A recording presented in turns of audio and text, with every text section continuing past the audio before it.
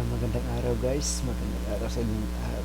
At nandito na naman ako upang magturo sa inyo kung ano yung mga basic or basic lang guys, basic na tutorials para sa inyo guys. At pasensya na nga pala guys na hindi matagal akong hindi nakapag-vlog kasi sobrang busy sa work guys. Hindi ko na talaga mabigyan ng time, hindi ko na halos mabigyan ng time. Pasensya na nga pala guys. Kasi sobrang busy talaga. Ayun nga, ngayon na ako nakabalik sa pag-vlog. Kasi medyo medyo nakaka-relax ng konti, kaya sa oras na ito ay tuturuan ko po kayo kung paano mag-design gamit ang ating Photoshop. Ito yung Photoshop natin guys, itong Adobe Photoshop na CS6 ayun guys, CS6. Turuan ko kayo kung paano magawa ng Pilipinas. Yung basic lang guys, yung basic na tutorial lang para sa mga beginners. At hindi naman talaga ako hindi talaga ako magaling. Yung natutunan ko guys ay gusto ko rin ituro sa inyo kung ano yung mga basic na natutunan ko sa pag Photoshop or paggawa ng mga design or paggawa kung may nagpagawa sa inyo ng mga tarpaulin, mga vertical composition or mga billboard. Ayun guys, magamit nito guys kung itong tips na to para mapaganda yung mga layouts nyo guys, or sa mga nagbabalak na mag-aral ng Photoshop. Itong ituturo ko sa inyo guys ay basic na experience guys, para maihatid sa inyo at maturuan kayo kung paano ito gawin. Yan guys, first is open muna natin tong yung Photoshop CS6. Ayun guys, oo nga pala, dapat pag mag-design kayo nito guys is meron kayong Photoshop na naka-install sa computer mo or sa PC or laptop mo para magawa to. So kung wala to siya guys, hindi niyo ito magagawa. Kaya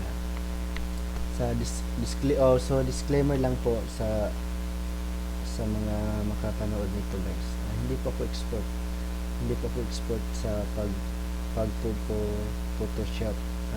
Sinishare ko lang yung kunting kaalaman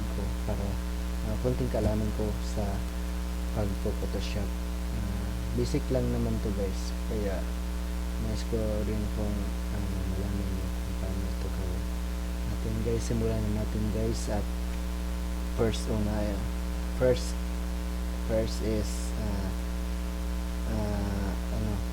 open mo natin to guys. Pag click natin to, bubungad sa inyo itong form windows nito.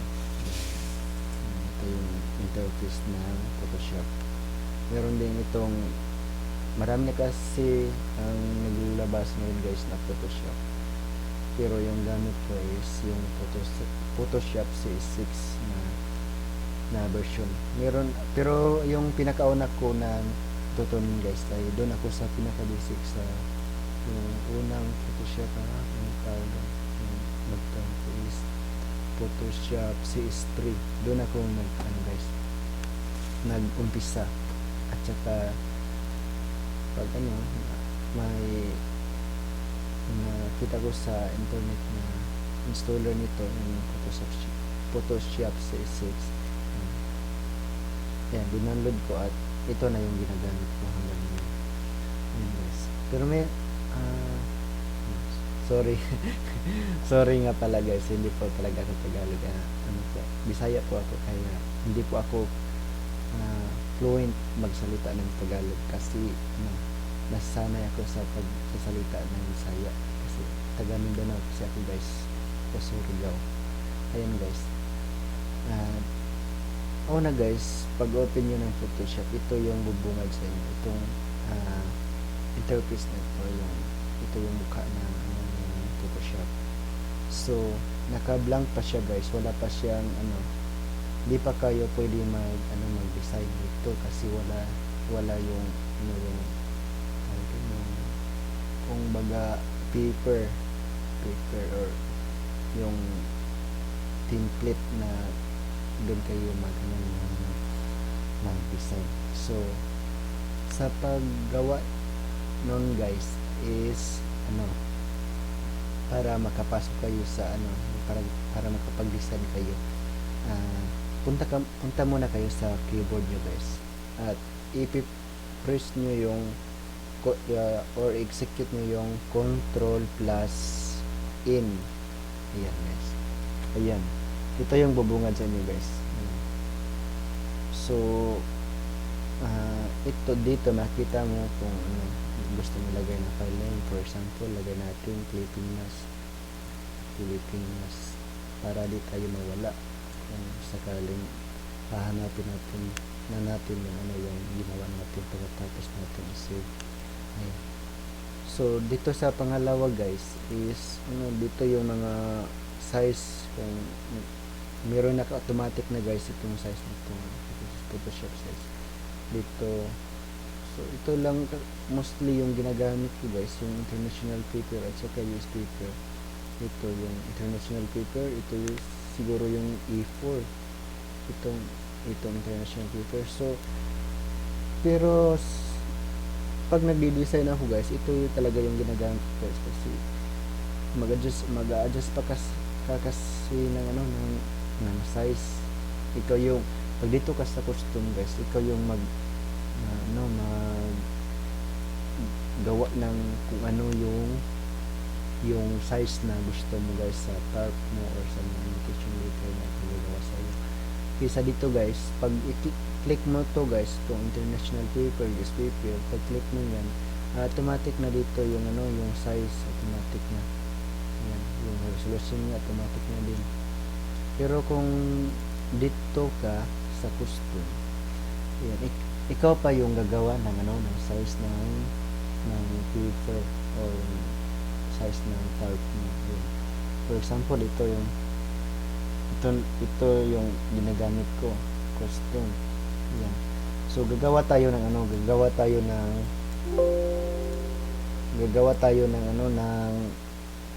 3x2 na tarp or inches. At ito yung gagamitin natin, inches. Pwede rin dito guys sa mga millimeter or centimeter, pero mostly ginagamit ko ay itong inches kasi madali lang siya guys i-compute. Or ito 3x2 na tarp or sa guys ay sa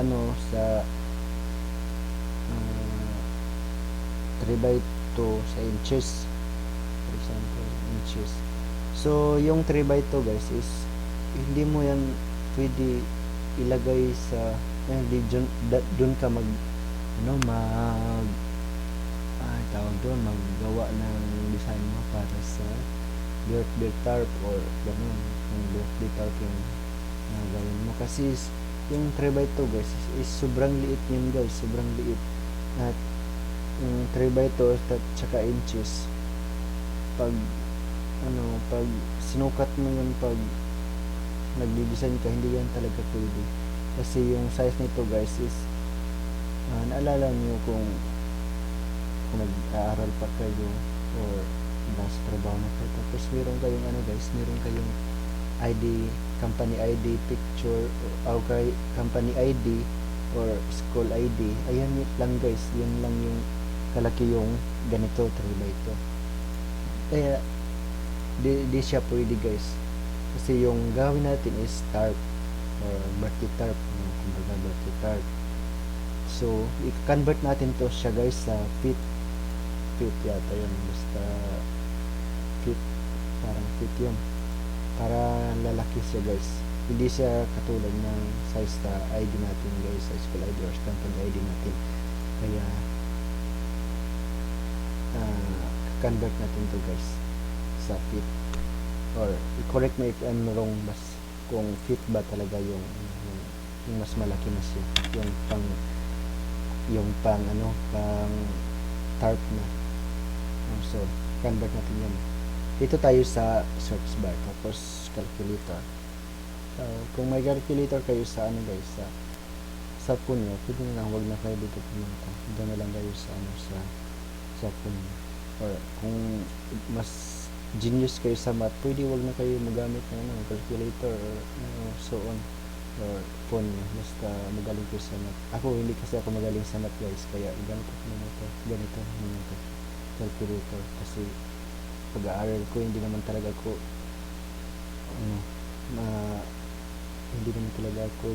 genius sa math. Kunting kaalaman lang, meron ding alam, pero hindi talaga sobra. Ayan, gamit tayo nito para mapakita ko sa inyo, ma-demo ko sa inyo kung paano i-compute yung inches to feet. So yung default natin guys, pag nagde-design kayo, may guys, may client kayo, for example, may client kayo, tapos magsabi sa inyo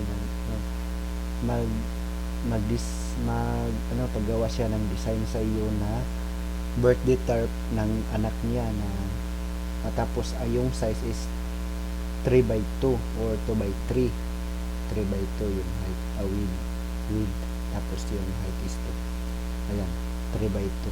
Tapos kung alam nyo na guys, so pag sabi pa lang ng yung client, sabi paggawa siya ng 3x2, so paper yung tarp para sa birthday ng anak niya. So pag malaman mo to guys, kung paano i-compute kung yung 3x2, kasi kung 3x2 lang guys, tapos inches, sobrang liit nun guys. So kung pag nalaman nyo na kung paano i-compute, so marunong na kayo kung anong size ang gusto niya. So taturuan ko kayo kung paano ito i-compute. So yung pagsabi ng client nyo 3x2, tapos birthday tarp, so lahat naman tayo siguro guys nakakita na ng roller or meter stick o ganyan. So basically is mostly nakita ko is yung roller na 12 inches. Yan, 12 inches. So 3x2 yung ipapagawa ng client natin guys, or client nyo. So alam naman natin yung sa roller na standard na roller, yung maliit is 12 inches yung yung taas niya, yung height niya. So yun yung gagamitin natin. So meron tayong 3x2. So first nating i-compute guys is yung 3. So 3, tapos i-times natin dito sa sa 12 inches na roller, o yung standard na roller natin 3 inches, 12 inches, yung 12 inches. So yung isang roller guys, ita-times niya yon in 3. So ito yung kalalabas niya guys, 36. So tatlong roller guys na 12 inches, yan yung height ng width mo. Tapos yung naman yung 2, yung height ng tarp mo, ito height 2 times 12, kasi 2 yun, yung 12 i-times mo in 2, ayan, 24. So ayan guys, nakuha na natin kung paano yan i-compute in feet, inches to feet. Ayan. So dito guys, sa width natin, inches rin yung gamit natin guys, kaya lang kina-convert na natin doon sa sa feet, kaya malaki-laki na yung ah, yung ano po dun, yung size na yun. So ito is 36 at saka ito is 24. Ayan. So malaki na itong size na to. So dito sa ano, sa resolution, pwede natin to guys i ah, i-change, kumbaga i-change natin kung anong gusto nating resolution. Mostly ginagamit ko guys pag ganyan, pag mas mataas na sa 20 yung ano guys, yung resolution is yung size is ginagawa ko itong mas maliit. So lagay ko dito 72, yung pinakababa ko 72, or pwede rin naman kahit mas mababa pa nito or mas mataas pa nito, basta yung specs ng computer nyo guys mabilis ito, tapos high end na siya guys, para di siya maglag, kasi maglalag kasi niyan guys pag malaki ng pixel, sobrang laki na ng pixel guys, yung resolution 70. Kaya 72 yung ginagamit guys, para balance lang yun guys, balance. Pwede rin dito guys 150 or yung basta yung sa akin gamit ko 72. Ayan guys, tapos naka inches. Tapos dito naman sa dito sa color mode, mostly ginagamit guys is itong RGB color or itong 4 colors, or basta kayo na bahala guys, pero mostly in pag nagde-design ako, ito lang yung ginagamit ko, RGB color, tapos it fits. And guys, kung natapos na kayo nito guys, dito na pag na-set up nyo na to lahat, ito na yung yung click nyo yung okay. Yan. Ito na siya guys, ito na yung bubungad sa inyo na tinted, at ito tinted ang tawag nito. Yan guys, ito yung nakatab. So dito na kayo pwede maglagay ng text, o dito na kayo pwede mag-design kung ano yung gusto niyo i-design. For sa gawin natin ngayon guys is, sa nasasabi ko kanina, ay gagawa tayo ng clipping mask. Yun yung text, lagyan mo ng picture, papasok mo yung picture sa text para mas maganda siya tingnan. So mostly ginagamit yan guys sa mga brochure, guitar, mga ganyan, mga tarp, billboard, ayun guys, mostly ginagamit yan guys, or sa mga invitation letter, mostly ginagamit yan. So first natin gagawin guys is ito, kung marunong na kayo sa mga guys, sa mga control nito, at sa kung paano to gamitin, itong sa gilid guys, itong sa gilid na mga tools. So mas madali na lang ito sa inyo kung marunong na kayo gumamit nito, or sa mga shortcut sa Photoshop. So tuturo ko sa inyo kung paano simulan.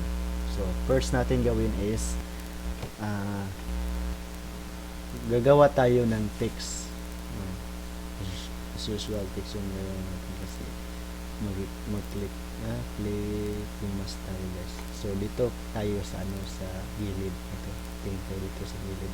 So makita niyo to, itong text. So ang symbol niya is T, or T for short, in type tool or text. Dito kayo, tapos then may vertical, may horizontal, ayan. Pero gagamitin ko ito siya, vertical, horizontal. Tapos pag na-click niyo na yan, pwede na siya magsulat. I-click niyo ulit, pwede na. At pwede rin guys sa keyboard, kung marunong na kayo ng shortcut key ng text sa Photoshop. Ayan, for example, naka-move to po. Kung marunong na kayong tingin ng shortcut, o marunong na kayo ng shortcut key ng Photoshop sa keyboard, i-press nyo lang yung T, letter T. Ayan, press nyo. Ayan, pumunta na siya. Pag nakita nyo guys, naka-change na siya guys. At saka nyo i-click. Click nyo yun guys. Ayan. Nakit nyo siya guys. Tapos, napansin nyo, maliit lang yung ano, yung ano tawag nito? Cursor. Cursor si tawag. Hindi na cursor kasi nagkahiga yung cursor. Ang tawag dito. Nakalimutan ko guys. Horizontal title. Yan, basta nakita nyo to guys, yung sign na ito, tapos nag-blink blink. Yan, pwede na kayo dyan maglagay ng text. So, for example, gawa tayo ng text. Ayan. Clipping mask. Clipping mask. Mask tutorial.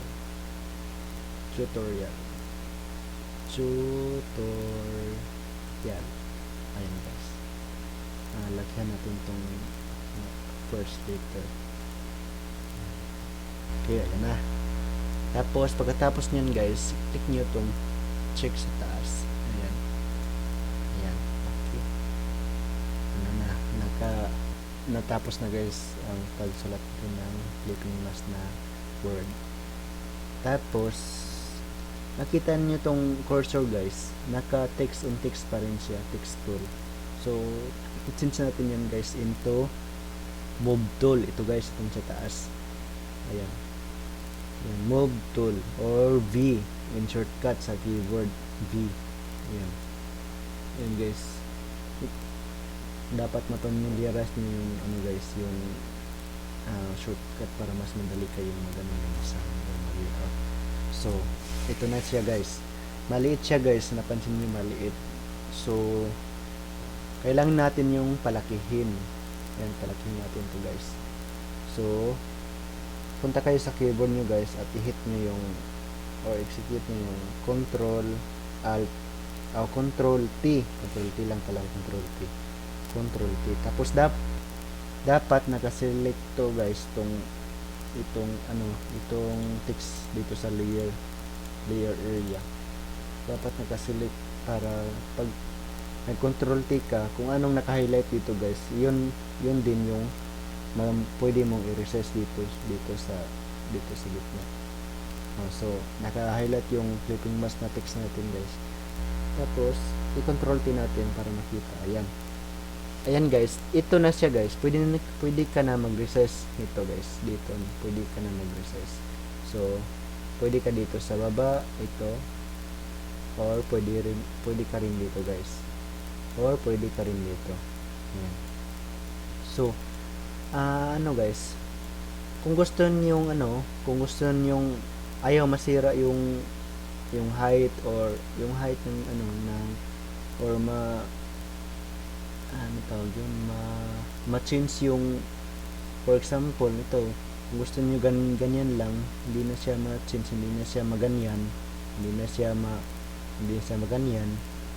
kung gusto niyo ganyan lang, ganyan. So pag mag-recess kayo na ganyan lang, so ang gawin nyo is click nyo, punta kayo sa keyboard, press nyo yung Alt plus Shift.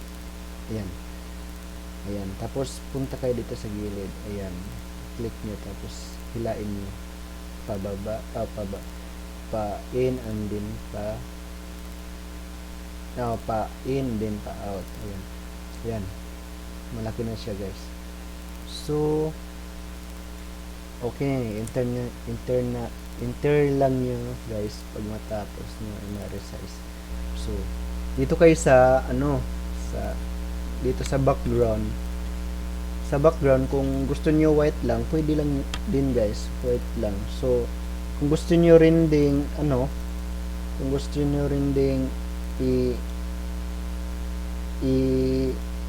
i-change yung color, so punta lang kayo dito guys sa first layer, or ito yung background mo. So, double click mo to guys, kunin mo yung kung lock, nakalock na siya, or pwede rin double click, tapos okay. And then, ayan. Tapos punta kayo dito guys sa pag-change ng ganito ng color, pwede kayo dito sa FX guys, then color overlay. Ayan, Ayan, nag-iba yung ano, background natin guys. So, may ibang paraan na rin yun guys. At dito kayo sa ito, sa paint bucket. Ito yung paint bucket tool. Ayan. Pwede din gradient, pwede rin din yung paint bucket tool. So, gawin natin ito, paint bucket tool. So, select natin kung ano kulay gusto natin. So, dito tayo sa blue. Yan. Dito lang tayo sa light guys. Para di siya doon makaka-distract. Ayan. Tapos, click natin. Ay, nakita nyo itong cursor guys. Ay, yung pointer na nag-iba. So, mayroon na nakalagay na tabo. Siguro yan, tabo na may nakatagilid na may tubig or paint or pintal yun. Siguro lang. So, click natin dito sa background, dito sa blank area. So, ano na guys, nag-iba na yung color. Medyo hindi siya makikita. So,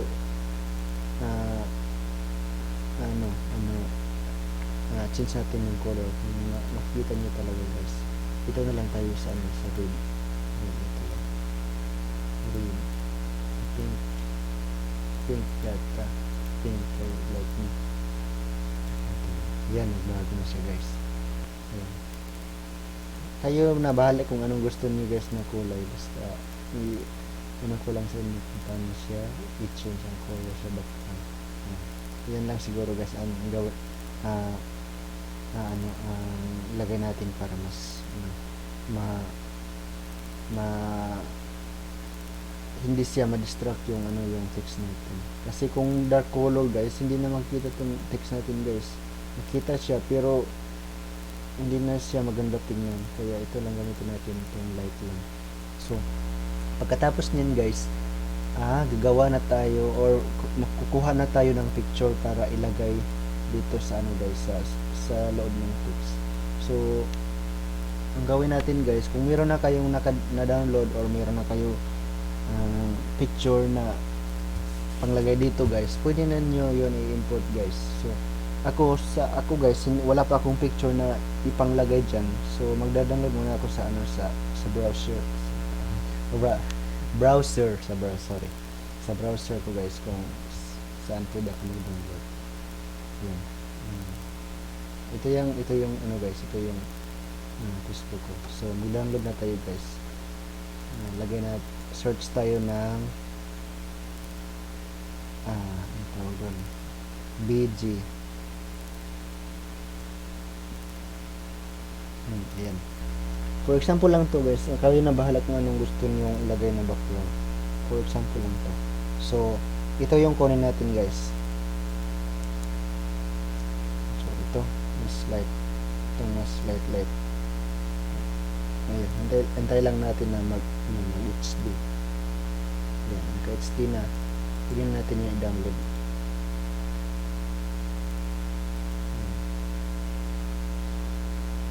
Ayan guys. Pagkatapos natin ma-download, balik tayo sa Photoshop. Ayan guys. So, pag import niyan guys, pwede rin yun i-drag dito guys. Palitin nyo ito, tapos i-drag nyo dito sa taas. Sa akin, para mas hindi nyo malimutan. Step by step tayo guys. Punta tayo dito sa file. Ito yung file na ito. And then, dito tayo sa open or control O sa inyong shortcut key. Ayan. So, meron na tayo dito guys. Yung ibang computer or hindi siya nakatarget sa download, kung hindi siya nakatarget sa documents, kung asan nyo na lagay yung yung picture na gusto nyo, doon hanapin nyo yun kung nasaan nakalagay. So, itong yung sa akin ay nang dito sa download guys, kasi dindownload ko ito sa internet. So, ito yung isi-select ko guys. Yan, select ko yan, okay. So, ito na siya guys. Napansin nyo guys, nag-ibang tab siya. Nandito na siya sa kabila. Yan. kung ganitong case na na-encounter nyo guys, double click nyo ito guys, kunin nyo itong lock. Yan, double click nyo, tapos okay, ayan, wala na siyang lock. Pwede nyo na siya ito mag-drag, kasi pag nakalock to siya guys, nakalock, hindi niyo ito magagalaw. Ayan, hindi niyo magagalaw, kaya need nyo itong i-unlock. Ayan, unlock nyo. So magagalaw nyo na, drag nyo to dito sa ginagawa nyo, dito sa working tab nyo. Ayan, so napansin nyo yung dito siya sa likod ng text, sa likod. Ayan, pwede nyo i-resize, control T, then i-resize nyo para para mas lumaki siya tingnan. Ayan guys, siguro palitin natin para siguro yan lang. Ayan, napansin nyo nasa likod siya ng mas o yung text natin, kasi dito pag tingin nyo dito sa kaliwa, sa right pala, sa right, nasa sa ibaba siya ng text. Yan, so guys, sa guys, kung ano yung nasa taas ng layer, dito sa layer, kung for example yung clipping mask na text ang nakataas, so makikita mo rin dito guys, nakataas siya rin yung nakataas, at yung sa baba is naging background niya guys. Ito naging background niya. So yung gagawin natin guys is yung picture na to is ilagay natin dito sa loob ng text, dito sa loob ng text. So itong picture na to ilagay natin sa pinakataas na layer. Yan, so hindi mo na siya makikita guys yung text natin na ginawa kanina. So dito guys, ito na yung time na mag clipping mask ka na guys. Ito na yung time. So paano gagawin yung clipping mask? So punta kayo dito guys sa pictures, tapos right click, tapos hanapin nyo dito yung clipping mask na text, clipping mask tool, or basta text, basta may nagasulat ng clipping mask. So ito na siya guys, ito yung clipping mask, create clipping mask. So pag na-click natin to guys, automatic itong picture na to is papasok dun sa picture o sa text, automatic. Ayan, so try natin guys. Click natin itong clipping mask, create clipping mask. Ayan, ayan siya guys, pumasok na siya guys. Ayan na siya sa loob. Tapos i-bold lang natin tong naka-bold na pala. So ito palakihan natin, ito pala yung text at palakihan natin para makita talaga yun. Ayan, so ang picture na natin kanina guys is nakapasok na siya dito sa sa text. So kayo na bahala guys, pwede nyo i-highlight nyo itong yung picture, tapos click nyo dito sa gitna. Ayan, tapos kayo na bahala kung anong gusto nyo posisyon ng ng picture, para anong mas gusto nyo. Ganyan, pwede nyo i-move nyo hanggang sa makontento kayo kung ano yung gusto nyo posisyon ng picture. Ayan, for example, ayan na guys, nakapasok na, naka-clipping mask na. And then para mas secure yung guys, yung itong paggawa nyo nito, lagay kayo guys ng lagay kayo ng backup, para in case na masira itong itong ginagawa mo, may backup pa kayo, pwede nyo balikan. So dito kayo punta sa gilid na sa dito, tapos i-highlight nyo to, control then click. Ayan, tapos i-group nyo to guys, Control G. Ayan, naka-group na siya guys. Tapos gusto niyong para may magawa nitong backup, i-execute nyo sa keyboard yung Control plus G. Ayan. Tapos ito guys, ito na siya guys. Tapos tanggalin nyo lang tong mata, itong sa original nyo. Tapos ito na siya. Ito na yung second file mo sa layer na to. Itong ginagawa mo. Ayan. Ito, hindi mo na ito yan, pag tinanggal mo yung mata, hindi yan makita. Pero pwede rin ibalik. Ayan, kaya natin ibalik. Yan. And then, ayan na guys. Ayan na yung ano. Diyan pwede ka na maglagay ng mga design sa gilid niya, yung drop shadow, glow, outer glow, ganyan. Punta lang kayo dito sa FX. Ito guys. Dito, ma-explore nyo to. Mas maganda kung ma-explore nyo to guys. Kasi nandito yung mga effects niya guys. Yung ibang mga effects. Ayan. For example, punta kayo dito sa stroke. Ayan, tapos dito, ito yung stroke guys. Yan, yung size, ayan. Tapos kung gusto nyo palakihin or pamilitin yung size ng stroke nyo, or inside or outside, kung sa labas or sa loob ba kayo mag stroke, or ito yung opposite niya. Yan. Kayo na bahala dito guys na export. Tapos kung kung gusto niyo palitan ng kulay, dito kayo sa color natin. Tapos yung lagyan natin blue, itong blue. Yan. Tapos palagyan natin para makita yung kulay ng border natin or yung stroke.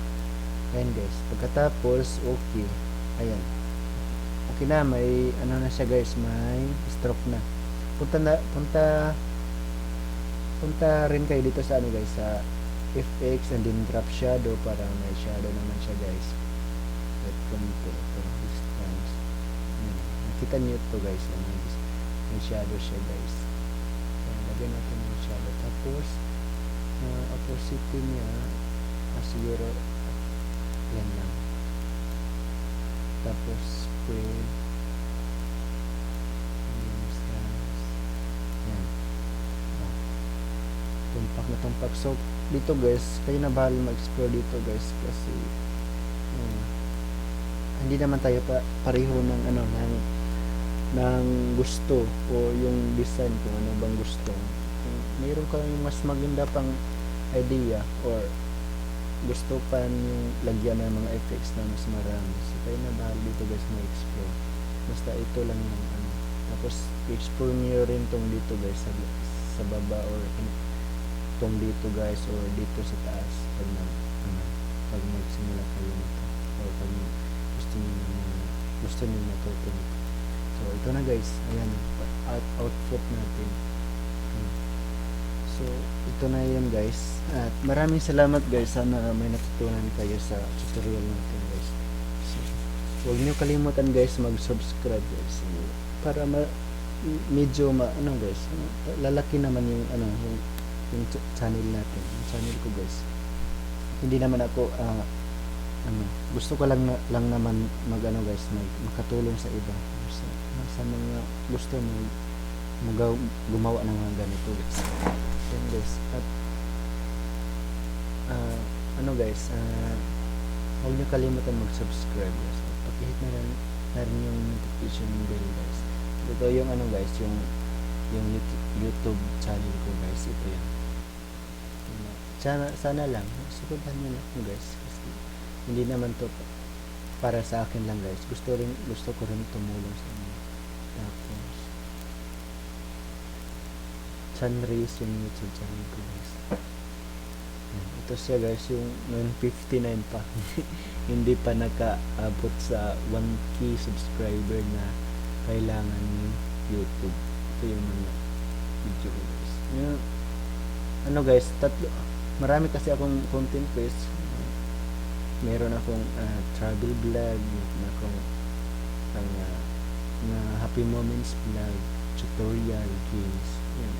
Nilagay ko lahat dito guys para in case na tumanda na ako guys, meron pa rin ako makita kung ano yung ginagawa ko ng bata pa ako guys. Ano guys, hindi gusto ko lang na i-share yung talent ko guys, at saka yung para mas balikan ko yung mga alaala na tuturo ako sa inyo or sa mga happy moments na buhay ko guys. At yan lang guys, maraming salamat sa panonood at sana huwag niyo akong kalimutan subscribe guys. Yan lang po, maraming salamat at hanggang sa muli guys, bye bye at see you sa next video guys. Mas gagawa pa ko ng next video para sa inyo, mga tutorial para sa inyo. Maraming salamat guys at salamat sa lahat.